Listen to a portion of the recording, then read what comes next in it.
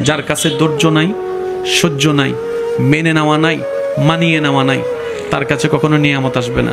এই ক্ষেত্রে আমাদের অনেকের মনের একটা চাপা প্রশ্ন থাকে, জানতে চাওয়া যে ধৈর্য তো অনেক ধরেছি, আর কত ধৈর্য ধরব, সহ্য তো অনেক করেছি, আর কত সহ্য করব। হাজার দিকে উত্তর না গিয়ে একটা উত্তর দেওয়ার চেষ্টা করি, মাথায় এবং মনে বসিয়ে রাখবেন যদি ভালো লাগে। ধৈর্য ততক্ষণ ধরব যতক্ষণ আমাদের রব খুশি না হয়। সুবহানাল্লাহ। যতক্ষণ রব খুশি না হবে ততক্ষণ ধৈর্য, ততদিন ধৈর্য, তত মাস ধৈর্য, তত বছর ধৈর্য।